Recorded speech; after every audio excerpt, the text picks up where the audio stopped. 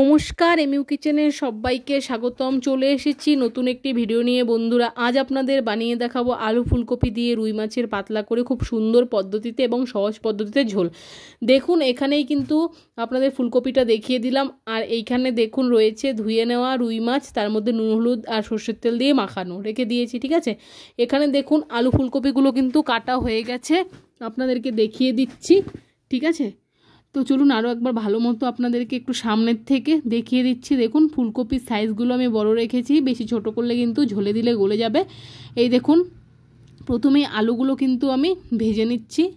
ঠিক আছে, গরম করে নিয়েছি সর্ষের তেল কড়াইতে।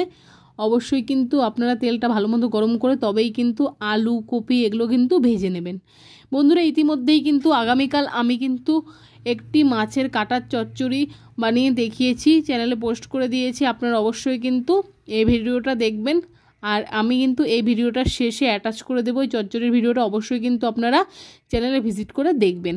তো দেখুন আপনাদের সাথে কথা বলতে বলতে কিন্তু সবগুলো আলু আমি তেলের মধ্যে দিয়ে দিয়েছি। এরপর কিন্তু ভালো মতো কিন্তু নাড়াচাড়া করে নিচ্ছি, আপনারা দেখতেই পাচ্ছেন। আর এই শীতের সময় ফুলকপি খেতে কার কার ভালো লাগে অবশ্যই কিন্তু কমেন্ট বক্সে জানাতে একদমই কিন্তু ভুলবেন না। আর এখানে দেখুন নুন দিয়ে দিয়েছি, এরপর কিন্তু নাড়াচাড়া করে নিচ্ছি। আপনারাও কিন্তু একইভাবে রান্নাটা করবেন, দেখবেন বন্ধুরা দুর্দান্ত লাগে। আর বাড়িতে কোনো অতিথি এলে অবশ্যই কিন্তু এইভাবে আলু ফুলকপি দিয়েও কিন্তু আপনারা রুই মাছের ঝোল বা যে কোনো মাছের ঝোল করতে পারেন। এখানে দেখুন ফুলকপিগুলো কিন্তু আমি দিয়ে দিচ্ছি, এরপর কিন্তু ভালো মতো কিন্তু সব কিছু নাড়াচাড়া করে মিক্স করে নেব তেলের সাথে। এই ফুলকপি আর আলুটা তো আগের থেকেই ভাজা ভাজা করছি, এবারে ফুলকপিটাও কিন্তু খুব সুন্দর করে ভাজা করে নেব। আপনারা চাইলে কিন্তু সেদ্ধ করে জলটা ফেলে দিয়ে তারপরেও ভেজে নিতে পারেন, কোনো অসুবিধা নেই। ওইভাবেও রান্না করা আছে আমার চ্যানেলে, আপনারা কিন্তু দেখে নিতে পারেন। দেখুন আমি কিন্তু ভালো মতো নাড়াচাড়া করে এবারে ঢাকা দিয়ে দিয়েছি। এবারে দেখুন কিছুক্ষণ পর ঢাকাটা খুলে নিচ্ছি। খুব সুন্দর করে কিন্তু আলু আর ফুলকপিটা সেদ্ধ হয়ে গেছে। ভালো মতো নাড়াচাড়া করে আর একটু ভেজে কিন্তু একটা থালার মধ্যে নামিয়ে নেব। দেখুন কত সুন্দর লাগছে দেখতে। কে কে শীতের শুরুতে, মানে শীত এখনও তো পড়েনি ঠিক করে, অনেক জায়গায় পড়েছে আবার অনেক জায়গায় পড়েনি। ঠিক আছে, তো তাও কে কে এই সময় ফুলকপি খেয়েছেন অবশ্যই কমেন্ট বক্সে জানাতে একদমই ভুলবেন না। দেখুন আপনাদের সাথে কথা বলতে বলতে আলু ফুলকপি ভাজা হয়ে গেছে, একটা থালায় নামিয়ে নিয়েছি। চলুন এবারে কিন্তু মাছটা আমি ভেজে নেব, আপনাদেরকে দেখিয়ে দিচ্ছি। এই দেখুন এবারে কিন্তু খুব সুন্দর করে একইভাবে মাছটাও কিন্তু ভেজে নেব। আমি একটু খুন্তি দিয়ে তুলে তারপর কড়াইতে দিচ্ছি। অনেকক্ষণ আগে থেকে কিন্তু মেখে রেখেছিলাম, আপনাদের শুরুতেই আমি বলেছি। এই দেখুন ভালো মতো কিন্তু তেলে দিয়ে দিয়েছি, ওই কপি আর আলু ভাজার তেলেই কিন্তু মাছটাও খুব সুন্দর করে ভেজে নেব। এই দেখুন মাছের পিসগুলো কিন্তু একটু বড় বড় নিয়েছি, আপনারা চাইলে একটু পাতলা বা ছোটো মাছও নিতে পারেন, কোনো অসুবিধা নেই, মানে মাছটার সাইজটা আর কি। ঠিক আছে, এই দেখুন ভালো মতো কিন্তু ভাজা করে নিচ্ছি। এবারে কিন্তু এপিট ওপিট উল্টে নেব একটু। এই দেখুন এক পাশ ভাজা হয়ে গেছে, অপর পাশটাও কিন্তু আমি উল্টে দিয়েছি ভাজা হওয়ার জন্য। বন্ধুরা আপনারা অবশ্যই খুব সুন্দর করে মাছগুলো আমার মতো করে ভেজে নেবেন। ঠিক আছে, এই দেখুন এবারে মাছগুলো ভাজা হয়ে গেছে, একটু তেলের মধ্যে কিছুক্ষণ রেখে তারপর কিন্তু তেল থেকে তুলে নেব। চলুন মাছ ভাজা হয়ে গেছে, এবারে একটা থালার মধ্যে তুলে নেব। আপনাদের একটু তুলে দেখাই খুন্তি দিয়ে, দেখুন কত সুন্দর লাগছে দেখতে। আমি ভয়েস ওভার দিতে দিতেও কিন্তু আমার লোভ হচ্ছে মাছগুলো দেখে। এই দেখুন এখন একদম ভালো মতো ভাজা হয়ে গেছে, এবারে তুলে নিচ্ছি। এই যে একটা থালার মধ্যে তুলে নিলাম, মানে যেই থালাতে আমি আলু ফুলকপি ভাজা তুলেছি সেই থালাতেই কিন্তু মাছটাও তুলে নিয়েছি। এবারে দেখুন ওই তেলের মধ্যেই জিরে ফোড়ন দিয়ে দিয়েছি, আর এখানে দেখুন নিয়ে নিয়েছি গোটা জিরে আর শুকনো লঙ্কা বাটা। আপনাদেরকে ওই বাটাটা দেখানো হয়নি, এখনই দেখিয়ে দিয়েছি বাটার পর। এবারে ধনের গুঁড়ো হলুদ গুঁড়ো দিয়ে দিয়েছি ভালো মতো, এরপর কিন্তু ভালো মতো নাড়াচাড়া করে নিচ্ছি। আপনারা দেখতেই পাচ্ছেন খুব সহজ একটি রান্না বন্ধুরা, আপনারা চাইলেও নিমেষেই করে নিতে পারেন এই রান্না হাতের কাছে সমস্ত উপকরণ থাকলে। ঠিক আছে, এই দেখুন ভালো মতো কিন্তু মশলাটা ভেজে নিচ্ছি। এবারে নুন দিয়ে দিচ্ছি পরিমাণ মতো, যতটুকু দরকার হবে। এই দেখুন দিয়ে দিলাম, এরপরে নুনটাও ভালো মতো মিশিয়ে নেব এই মশলার সাথে।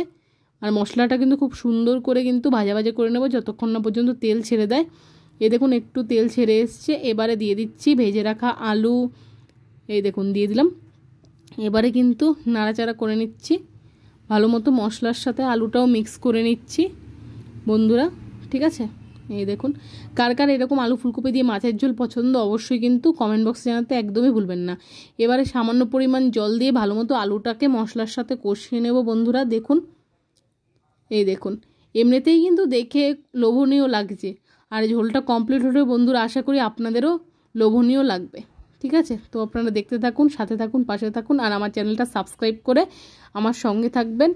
আর অবশ্যই কিন্তু আপনার আত্মীয় পরিজনদের কাছে কিন্তু শেয়ার করবেন আমার চ্যানেলের লিঙ্কটা, ঠিক আছে। তো এখানে দেখুন আমি এবার ফুলকপিগুলোও দিয়ে দিচ্ছি।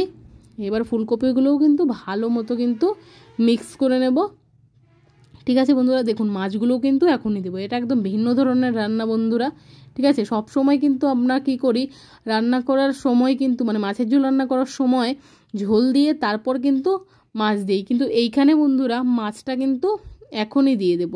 খুব সুন্দর একটি রান্না, অবশ্যই চেষ্টা করলে আপনারাও এরকম রান্না করতে পারবেন, ঠিক আছে। এই দেখুন দিয়ে দিচ্ছি আমি মাছগুলো, এবারে কিন্তু ভালো মতো নাড়াচাড়া করে নিচ্ছি।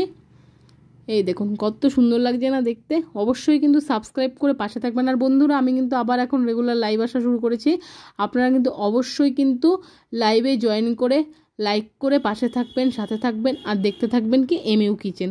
এখানে দেখুন ধনেপাতা কেটে রেখেছি, আপনাদেরকে দেখিয়ে দিলাম, এখনই দিচ্ছি না, পরে দেব।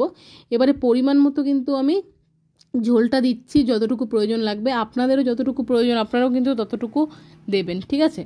এই দেখুন এইখানটাতে আমি ঝোল দিয়ে দিয়েছি পরিমাণ মতো। এবারে কিন্তু ভালো মতো সব কিছু কেচে দিচ্ছি মশলাগুলো কড়াইয়ের সাইড থেকে একটু, ঠিক আছে।